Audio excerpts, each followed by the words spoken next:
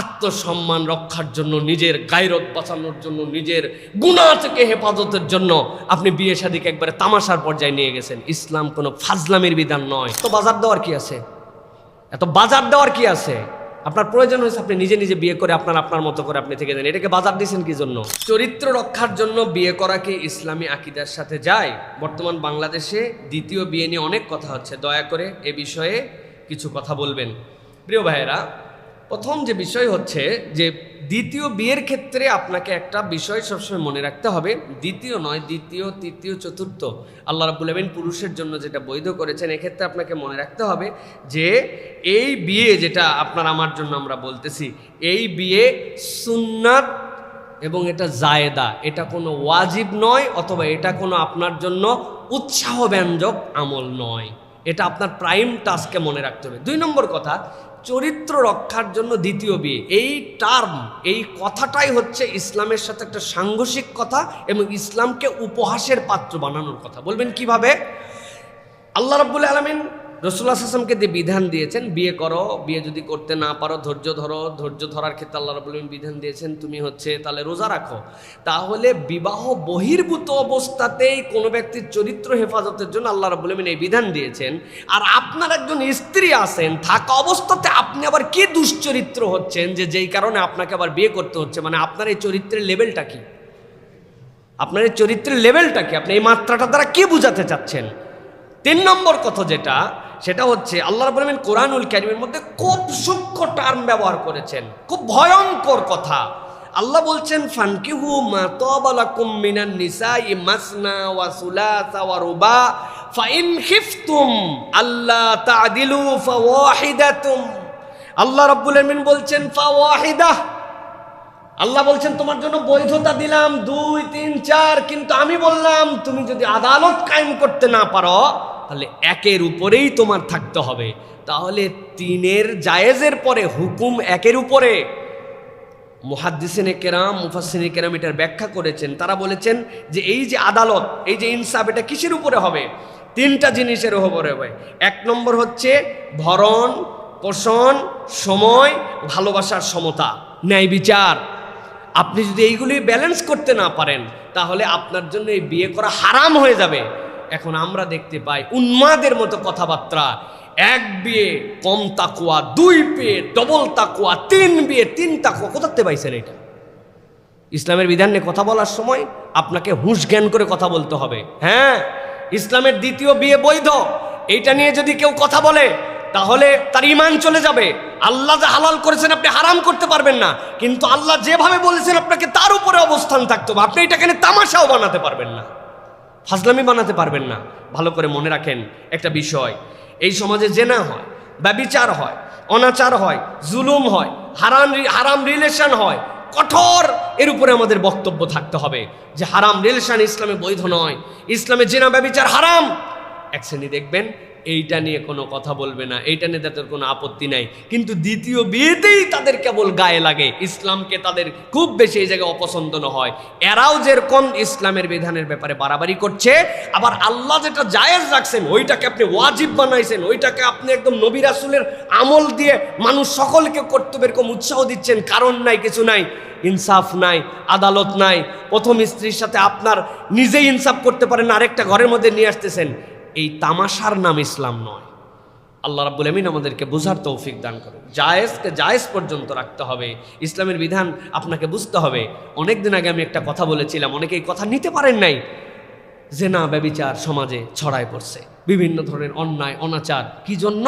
এর অন্যতম একটা কারণ, মেয়েরা বাজে পোশাক পরে চলাফেরা করে, লাজ লজ্জা নাই, কিচ্ছু নাই।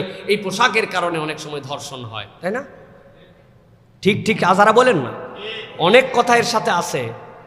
কথা হচ্ছে কোনো একটা মেয়ে ল্যাংটা হয়ে ঘুরতেছে, কোনো একটা মেয়ে নাই বস্ত্র নিয়ে ঘুরতেছে, তার মানে তাকে তো ধর্ষণ করা জায়েজ না?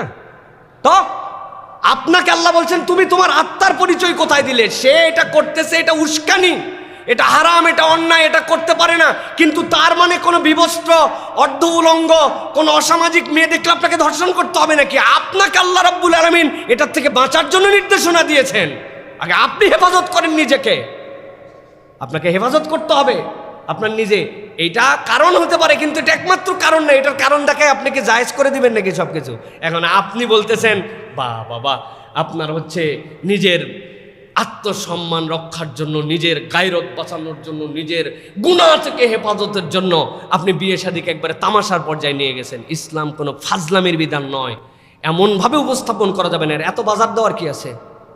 এত বাজার দেওয়ার কি আছে? আপনার প্রয়োজন হয়েছে আপনি নিজে নিজে বিয়ে করে আপনার মতো করে আপনি থেকে দেন, এটাকে বাজার দিয়েছেন কি জন্য? সুতরাং এর মধ্যে তৃতীয় কোনো বিষয় আছে যেটা ইসলামকে তামাশা হিসাবে মানুষের কাছে উপস্থাপন করছে। আশা করি আমার এই বক্তব্য চেক অ্যান্ড ব্যালেন্স হিসাবে বুঝবেন, কোনো পক্ষপাতের দৃষ্টিতে দেখবেন না। আল্লাহ রাব্বুল আমিন আমাদেরকে বোঝার তৌফিক দান করেন। সর্বশেষ যেটা কথা, যার যার ব্যক্তিগত বিষয় তার কাছে জিজ্ঞাসা করে নিতে হবে তিনি কেন করছেন, কি তার সমস্যা ছিল। এটাকে নিয়ে ট্রল করা, তামাশা করা, আইটেম বানানো এটাও ভালো কিছু নয়। বাস আমাদের হাতে কত সময় যে আমাদের মতো এরকম জায়গাতে এই প্রশ্নের উত্তর দিতে হচ্ছে। আল্লাহ রাব্বুল আমিন আমাদেরকে বোঝার তৌফিক দান করেন। হুজুর, এক নারী টকশোতে বলেছেন জাকাতের চাইতে চাঁদাবাজি ভালো, কোনো মুসলিম জাকাতের এই বিধানকে ছোট করলে শাস্তি কি? প্রিয় ভাইরা, আবারও আমি বলি যে এইগুলো হচ্ছে বিভিন্ন ধরনের যৌক্তিক ব্যাখ্যার উপরে আপনাকে নির্ভর করতে হবে। কোনো মেয়ে যদি বা কোনো কেউ যদি ইসলামের কোনো বিধান এরকম কথা বলেন, এরপরে যদি তিনি কোনো আবার সেটার ব্যাখ্যা দেন, তাহলে আপনাকে ব্যাখ্যার উপরে থেমে থাকতে হবে। আপনি বলতে পারবেন না যে তোমার মনে এটাই ছিল এখন তুমি ব্যাখ্যা দিচ্ছ না। ইসলাম উপরে যে বক্তব্য এটার উপরে আপনাকে স্থিতিশীল থাকতে হবে। সুতরাং সমাজের যখন কোনো কথাবার্তা বলা হবে ইসলামের বিধান নিয়ে, যারাই বলবেন আমার মনে হয় আরেকটুখানি ভেবেচিন্তে বলা দরকার। এমন কোনো কথা আমি যেন না বলে বসি যেই কথা বলার পরে আবার আমাকে ব্যাখ্যা দিয়ে ক্লিয়ার করতে হয়, মানুষজন অপব্যাখ্যাটা বুঝে ফেলেন। সুতরাং এই ক্ষেত্রে আমাদের সতর্ক থাকতে হবে। আর সর্বক্ষেত্রে একটা মনে রাখতে হবে, চাঁদাবাজি এটা হারাম, আপনি এটাকে জাকাতের সাথে তুলনাই দিতে পারবেন না। আপনি যত ধরনের ব্যাখ্যা এর মধ্যে দাঁড় করান, কোনো ব্যাখ্যাই সেখানে কুলাবে না। চাঁদাবাজি হারাম আর ইসলামের বিধান হচ্ছে হালাল জাকাত। আপনি ব্যাখ্যা বলতে পারেন উমুকে জাকাত খায়, তুমুকে কেন এই জাকাত নিল, এই ফান্ডকে এই জায়গায় ব্যবহার করা যাবে না, কিন্তু আপনি চাঁদাবাজি আর জাকাত ইকুয়াল সমান সমান করে ফেলছেন। তারপরে আপনি অনেক ব্যাখ্যা দিচ্ছেন। আপনার এত ব্যাখ্যা শোনার তো দরকার নাই। হারাম হারামের জায়গায় রাখেন, আরও অনেক উদাহরণ আছে তার সাথে মিলাই উদাহরণ নেন। জাকাতকে আপনি টানেন কেন এই জায়গায়? এটা আমাদেরকে বুঝতে হবে। আল্লাহ আমাদেরকে বোঝার তৌফিক দান করেন।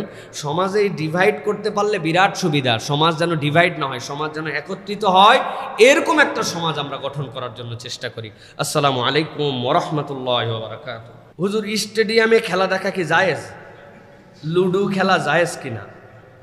প্রিয় ভাইরা, প্রথম কথা হচ্ছে যে খেলা যেটা, এটা হচ্ছে একদমই আমাদের জন্য, ইমানদারদের জন্য পুরাপুরি যদি আমরা দেখি, এগুলো হচ্ছে বাজে কাজের অন্তর্ভুক্ত, যেইগুলা নিরেট সময় নষ্ট করা ছাড়া আর আমাদের জন্য কোনো কাজ নাই। ভাই, খেলা জায়েজ না না জায়েজ এটা নিয়ে অনেক কথাবার্তা আছে। যে খেলতেছে তার জন্য জায়েজ বা না জায়েজ হতে পারে, সে এটাকে পেশা হিসেবে নিতে পারবে কি পারবে না এটা নিয়ে অনেক বক্তব্য থাকতে পারে।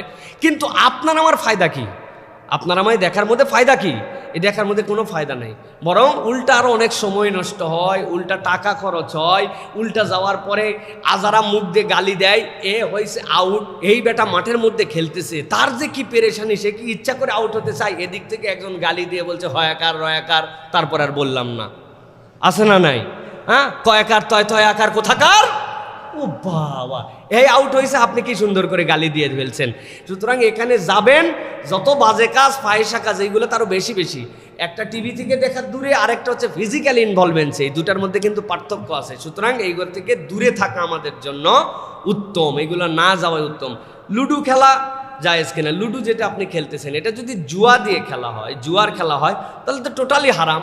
আর অলওভারই এর মধ্যে কোনো ফায়দা নাই। আমাদের ফুকাহে কেরামের মতামত হচ্ছে যেই সকল অসার খেলা, যেই খেলার মধ্যে ফিজিক্যাল ইনভলভেন্সি নাই, ইসলাম এইগুলো একটা খেলাকে উৎসাহ দেয় না। ইসলামের খেলা কি? তীর নিক্ষেপ করো, ঘোড়সাওয়ার হও, দোল লাগাও, সাঁতার দাও, শরীর চর্চার জন্য খেলো। এটা অলস মস্তিষ্ক আরও বেশি একদম আপনাকে অলস বানায় ফেলতেছে। সুতরাং এই খেলা ইসলামে আপনার আমার জন্য অনুচিত, কিন্তু হারাম বলার কোনো সুযোগ নাই যদি না এর সাথে জুয়া যুক্ত না হয়। আল্লাহ আমাদেরকে এই সকল ফাহিশা কাজ থেকে দূরে থাকার মতো তৌফিক দান করেন।